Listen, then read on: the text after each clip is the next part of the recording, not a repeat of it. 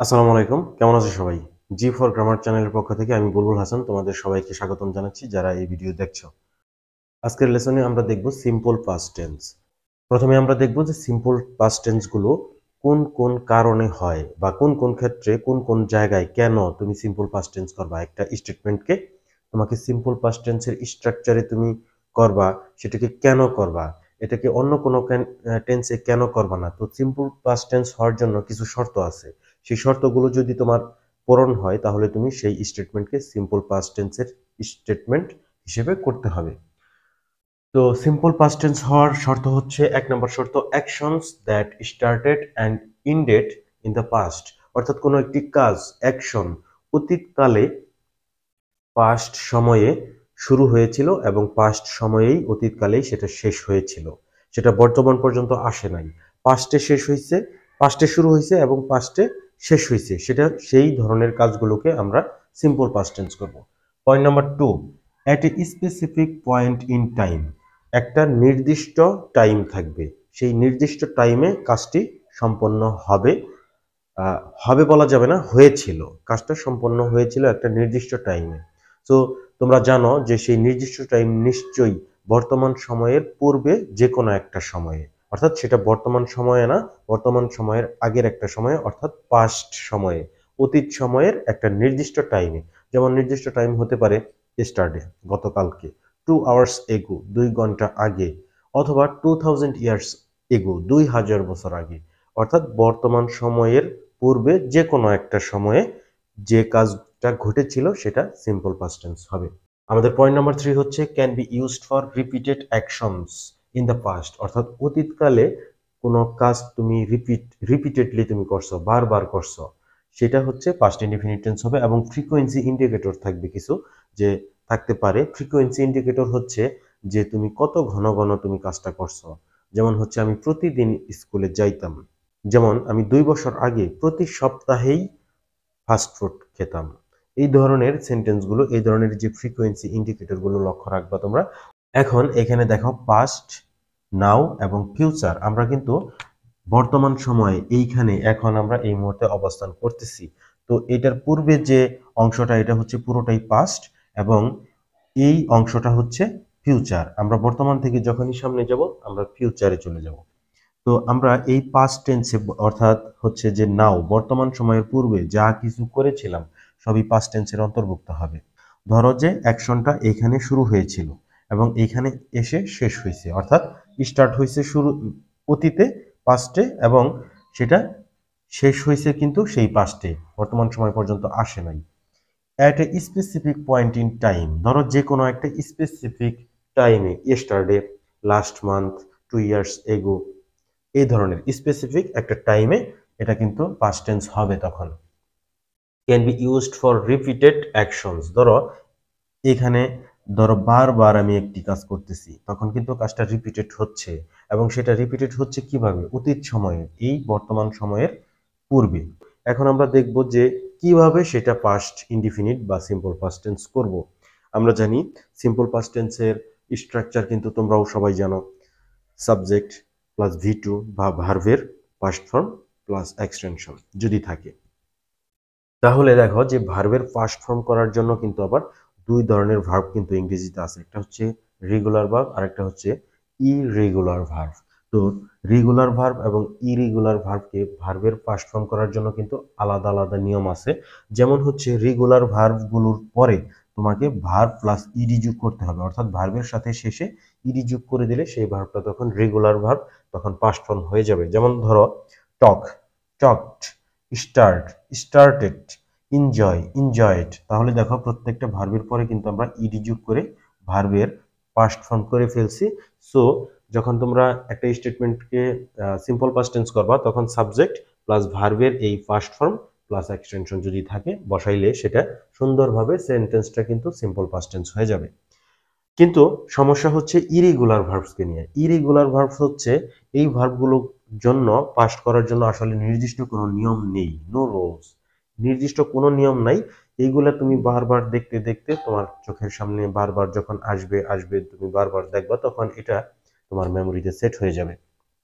কিছু irregular verb দেখো, ইট, ইট কিন্তু ইটেড হবে না, ইট হয়ে যাবে at, speak spoke, make made. এগুলো হচ্ছে ইরিগুলার ভার্ব, যেগুলো কোনো নিয়মকে ফলো করে না। তো কোনগুলা ইরিগুলার ভার্ব হবে বা কোনগুলা রেগুলার ভার্ব হবে এই ধরনের কোনো নিয়ম নাই, জাস্ট তোমাদেরকে বারবার দেখে তোমাদেরকে মনে রাখতে হবে। তো সিম্পল পাস্ট টেন্সের যা কিছু ডিসকাশন আমি কিন্তু এখানেই তোমাদেরকে দেখাইলাম। এখন আমি তোমাদেরকে কিছু এক্সাম্পল সেন্টেন্সেস দেখাবো কিভাবে এই সিম্পল পাস্ট টেন্সকে আসলে স্টেটমেন্টের মধ্যে অ্যাপ্লাই করতে হয়। Example, he something A sunglasses to the beach. এখানে ধরো আমরা ব্রিং শব্দটা ব্যবহার করব। ব্রিং এর তখন ব্রিং হচ্ছে একটা ইরেগুলার ভার্ব, সো ব্রিং এর পাস্ট ফর্ম হবে brought, B R O U G H T. He brought a sunglasses to the beach. They something to the gym every day last week. দেখো এইখানে কিন্তু দেখো every day, এটা হচ্ছে frequency indicator. Everyday তারা কত ঘন ঘন একটা জায়গায় যাইতো, জিমে যাইতো, কত ঘন ঘন এভরিডে যাইতো। তো এই এভরিডেটা হচ্ছে আসলে রিপিটেড অ্যাকশন বা ফ্রিকোয়েন্সি ইন্ডিকেটর বলতে পারো। এখন হচ্ছে স্পেসিফিক পয়েন্ট ইন টাইম, যেটা হচ্ছে অতীত সময়ে। স্পেসিফিক টাইম হচ্ছে লাস্ট উইক, গত সপ্তাহে, অর্থাৎ গত সপ্তাহের প্রত্যেকটা দিনেই তারা জিমে গিয়েছিল। তাহলে এখানে যদি যাওয়া ব্যবহার করি আমরা, গো, গো হচ্ছে একটা ইরেগুলার ভার্ব, যের জন্য আমরা এটা ওয়েন্ট হয়ে যাবে এখানে। তো আমাদের নেক্সট এক্সাম্পল হচ্ছে I dash to tell my boss about my schedule. তো আমি এখানে ফরগেট শব্দটা ব্যবহার করতে চাই। ফরগেট হচ্ছে একটা ইরেগুলার ভার্ব, এখানে ফরগেট এর ফার্স্ট ফর্ম হবে ফরগট। এখন ইরেগুলার ভার্বের যেহেতু কোনো নিয়ম নাই, তোমার সামনে যদি হঠাৎ করেই কোনো একদম অপরিচিত, দেখো নাই আগে কখনো, এই ধরনের কোনো ভার্ব চলে আসে, তুমি বুঝতেছো না যে কিভাবে করবা এটাকে, তখন তুমি ডিকশনারি নিয়ে বসে যাও এবং দেখো যে কোন ভাবে সেটাকে পাস্ট ফর্ম করা হয়েছে এবং সেটাকে তুমি মনে রাখার চেষ্টা করো। এইভাবে দেখবো যে আস্তে আস্তে কিন্তু তোমার যে ভার্বের যে প্রেজেন্ট, পাস্ট এবং পাস্ট পার্টিসিপল তুমি কিভাবে করবা, এটা তোমার কিন্তু এক্সপিরিয়েন্স তুমি এইভাবে গেদার করতে পারবা। যাই হোক, আমাদের নেক্সট এক্সাম্পল হচ্ছে I don't think they dash a reservation at the restaurant. তো আই ডোন্ট থিঙ্ক, আমি মেক শব্দটা ব্যবহার করতে চাই। মেক এটাও কিন্তু একটা তোমার হচ্ছে ইরেগুলার ভার্ব, যেটা এই জন্য আমরা মেড করে ফেলবো এখানে, made. So I don't think they made a reservation at the restaurant. Next example, we something junk food almost every day last month. Every day, every ডেটা হচ্ছে আমাদের স্পেসিফিক পয়েন্ট ইন টাইম, অর্থাৎ হচ্ছে sorry repeated action. Repeated action হচ্ছে বারবার ঘটছে কাজটা, every day.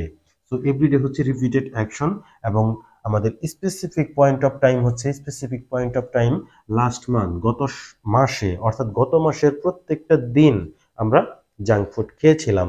তাহলে নিশ্চিতভাবে বোঝা যাচ্ছে যে এটা পাস্ট টেন্স, বর্তমান সময়ের আগেই কাজগুলো ঘটেছিল, কাজটা শুরু হয়েছিল এবং শেষ হয়েছিল।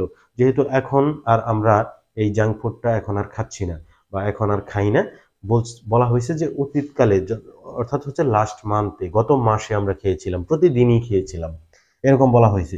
সো এখানে যদি আমরা ইট শব্দটা ব্যবহার করি, তাহলে ইট কিন্তু একটা ইরেগুলার ভার্ব, যেটা হচ্ছে পাস্ট ফর্ম হবে at, A T E. She something, she something a great time at the party. So এখানে আমরা ইউজ করব হ্যাড, অর্থাৎ she had a great time at the party, পার্টিতে তার খুব ভালো সময় কেটেছিল। সো এটা হচ্ছে কিন্তু ইরেগুলার ভার্ব, এটাকে আমরা হচ্ছে পাস্ট ফর্ম করব হ্যাড দিয়ে, এবং এখানে আমরা সে, সে ভার্বটাকে আমরা পাস্ট ফর্ম করে ফেলবো সে, এটাও কিন্তু ইরেগুলার ভার্ব। তাহলে এটাকে আমরা এখানে পাস্ট ফর্ম করলে সেড। তো একটি বিষয় আমি তোমাদেরকে বলবো এখন, যে আমি কিন্তু অনেক লোকজনদেরকে বলতে শুনেছি, তারা সে যখন পাস্ট ফর্ম করে তারা বলে সেইট, যেহেতু স্পেলিংটা হচ্ছে SAID, তারা কিন্তু এটা বলে সেইট। কিন্তু আজকে থেকে প্লিজ তোমরা এটা আর কখনো বলবা না, আজকে থেকে তোমরা বলবা সেট, এটাই হচ্ছে সঠিক pronunciation. She said she had a great time at the party. আমাদের নেক্সট এবং সর্বশেষ এক্সাম্পল হচ্ছে yesterday I something late something shopping and something to my mother. তো আমরা এখানে হচ্ছে যেহেতু লেট শব্দটা আছে, ইয়েস্টারডে গতকালকের কথা বলা হয়েছে, নিঃসন্দেহে আমরা কিন্তু সিম্পল পাস্ট টেন্সে করব। I slept, irregular verb, slept, late. Went, এটাও কিন্তু irregular verb, went shopping. And spoke to my mother.